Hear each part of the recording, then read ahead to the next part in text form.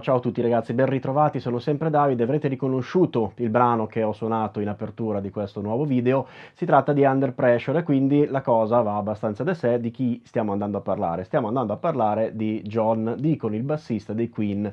Un poker bassi, vi ricordate? La nuova rubrica, la rubrica che iniziai già tempo fa e perché poi non sono mai riuscito a proseguire, oggi finalmente ce l'ho fatto, oggi arriva il secondo episodio e appunto il secondo bassista di cui trattiamo è proprio il buon John Deacon, bassista dei Queen. Ovviamente siamo in un periodo in cui i Queen stanno tornando abbastanza di moda, come tutti sappiamo. Cosa vogliamo dire di John Deacon? John Deacon è il bassista dei Queen, entrò nella band nel 71, quindi non proprio diciamo all'inizio, anche se poi in realtà nel 71 vuol dire che sì, l'inizio dal punto di vista della discografia, perché è riuscito a farsi praticamente tutto quello che i Queen hanno fatto. Andando ad analizzare un po' il personaggio John Deacon, che attenzione, io vedo come uno dei più grandi bassisti della storia del rock, seppur molto sottovalutato. John Deacon ha caratterizzato il sound dei Queen con delle linee di basso veramente efficaci, alcune entrate proprio nella storia, pensate a quella che appunto ho suonato in apertura. La cosa interessante da sapere è che appunto lui fu anche autore di alcuni brani, la stessa Another One Bites the Dust nasce appunto da lui, così come I Want You to Break Free, giusto per citarne un paio. In realtà appunto John Deacon non si limitava a suonare il basso, ma appunto in alcuni casi anche componeva. Quello che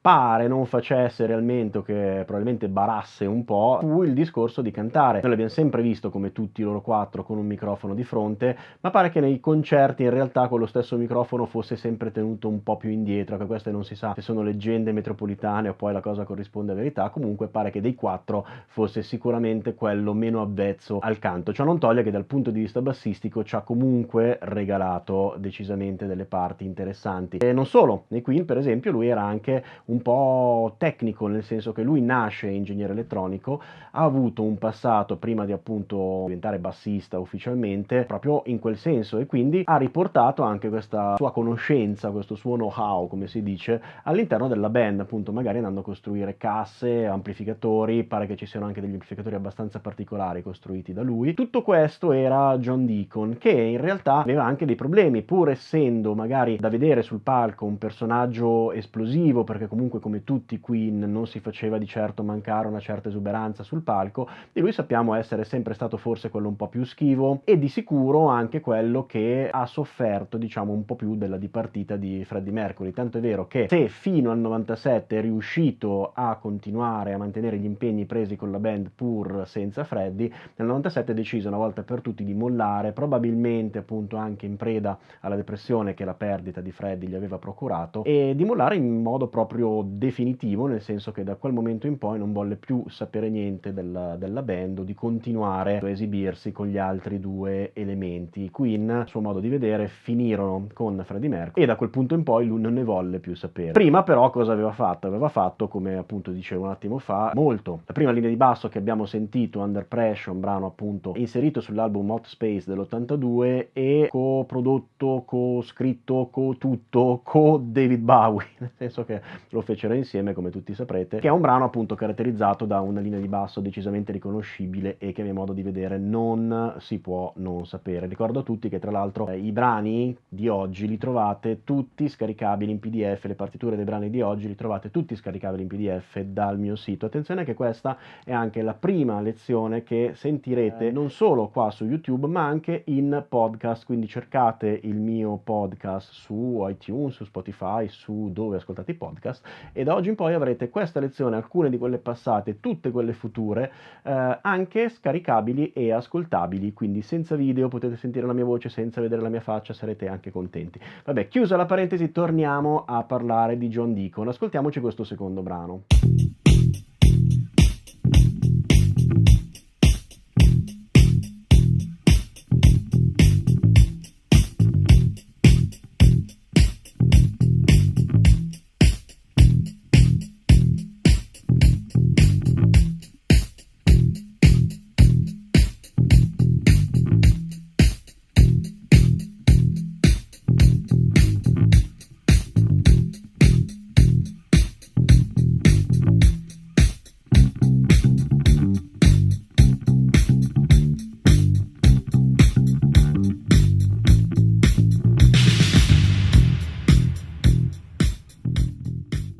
altra linea di basso storica. Tra l'altro appunto questo è uno dei brani che scrisse anche John Deacon, Another One Bites the Dust, e che era contenuto sul disco The Game dell'80. Attenzione che di The Game sono tutti i brani che andremo a vedere ancora oggi, quindi ne rimangono due li abbiamo visti. Il primo chiaramente non era di The Game, come abbiamo detto era su Hot Space. Questo e i due prossimi fanno parte dello stesso disco, e voi direte ma cacchio, ne hai fatti 2000 dischi, quindi sempre quello. È vero, però attenzione, proprio perché ne hanno fatti molti non è stato semplice scegliere 4 brani caratteristici. Questo tipo di video si chiama Poker Bassi, proprio perché vado a prendere 4 linee che cerchino un po', a mio modo di vedere, di caratterizzare, di far sentire qual è il carattere di quel bassista. John Deacon ha scritto innumerevoli parti di basso interessanti, ho scelto quelle magari un pochino più conosciute. La stessa cosa che potevamo dire di Under Pressure possiamo dirlo ovviamente di Another One Bites the Dust. Andando avanti, un altro brano a mio modo di vedere storico è sicuramente questo, ascoltiamolo.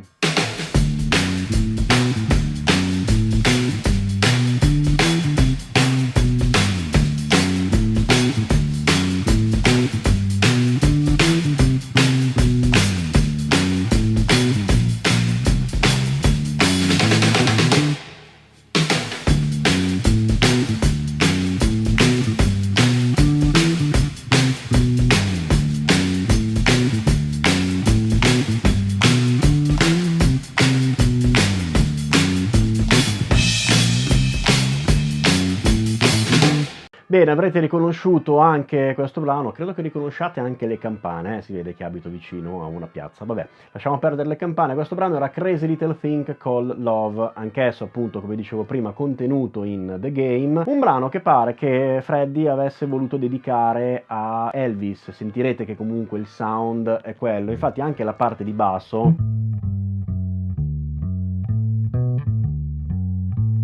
ha proprio del classico rock and roll, classico giro appunto anni 50, rockabilly, rock and roll, basato appunto sulle note degli accordi, eventualmente le seste, quindi il sound, il mood è un po' quello lì per quello che riguarda questo brano. Questo diciamo che rappresenta un po' i Queen, nel senso che i Queen sono sempre stato un gruppo che ha toccato diversi generi musicali, vengono spesso considerati anche i tre pionieri del metal. Ma andiamo avanti, ascoltiamo l'ultimo dei 4 brani che ho preparato per voi, un pezzettino da questo è corto, ascoltiamo.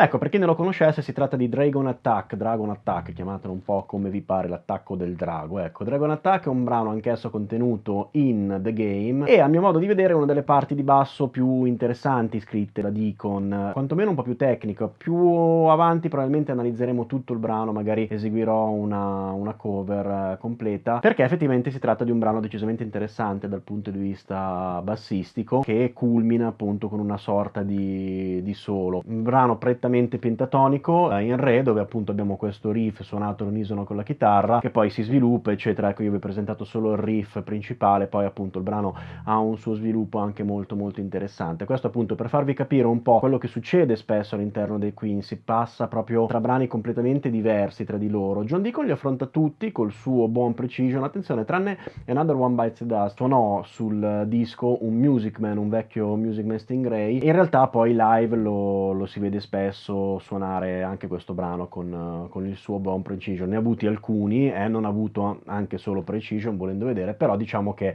il sound caratteristico dei Queen è proprio quello del precision, che suonava alternando dita e plettro. Per esempio, se avrete fatto caso, il primo brano Under Pressure l'ho suonato con il plettro, esattamente come fa lui anche sui vari live. Se andate a vedere appunto qua sul tubo trovate diverso materiale, spesso e volentieri appunto alternava il plettro alle dita. In Under One Bites the Dust per esempio live era suonata con le dita, così come quest'ultimo brano, tiro decisamente più rock volendo vedere, ma suonato rigorosamente con le dita, esattamente come Crazy Little Thing. Ovviamente ci sono altri brani in cui appunto sfoggiava il plettro, quindi diciamo che aveva sempre un po' presente che tipo di sound voleva ottenere e sfruttava al meglio le caratteristiche del suo precision. Abbiamo parlato anche in video abbastanza recenti di come da un precision che tecnicamente ha un suono solo possiamo tirar fuori diversi suoni. Ecco, lui in questo, a mio modo di vedere era veramente un maestro, perché comunque appunto dita, plettro, fate caso anche come suonava, ci sono dei brani in cui andava a suonare quasi all'altezza del ponte, altri in cui invece si avvicinava di più alla tastiera. Questa era proprio una sua peculiarità, diciamo, quella di riuscire a ottenere da quel basso veramente sfumature di suono sempre adatte, sempre proprio azzeccatissime al pezzo che stava suonando. Quindi, che altro dire? Abbiamo analizzato 4 pezzi, ripeto, non possiamo perderci sulla discografia dei Queen perché è veramente immensa, ci sarebbero tantissimi altri brani. Se volete che ne suoni qualcuno, basta che me lo scrivete. Comunque vi posso dare una dritta. Il mio collega, collaboratore, Lefty Bassman, è veramente molto molto ferrato sui Queen. Andate a vedere il suo canale che vi scrivo qua sotto. Lì troverete diverse cover anche dei Queen e diverso materiale appunto anche per esercitarvi e studiare. Ve lo suggerisco perché vale veramente la pena e appunto è a mio modo di vedere uno dei più grandi esperti di basso dei Queen che si possa trovare qua sul tubo. Bene, che altro dirvi? Basta, nient'altro. Scrivetemi se volete che io dia la precedenza a qualche bassista da analizzare in futuro, altrimenti ci rivedremo con questa rubrica non so quando, purtroppo non lo so, ho scoperto di non riuscire a programmarlo per tempo, ma lo farò, fidatevi che lo farò. Per ora è tutto, come sempre vi ricordo che se non siete ancora iscritti al mio canale potete farlo cliccando qua sotto da qualche parte, magari ricordandovi di cliccare anche sulla campanellina così da poter rimanere sempre aggiornati. Mi trovate su tutti i social, su Instagram, su Facebook, su Twitter, mi trovate come sempre dico anche a casa mia, quindi anche per oggi vi saluto e vi rimando alla prossima, ciao ciao!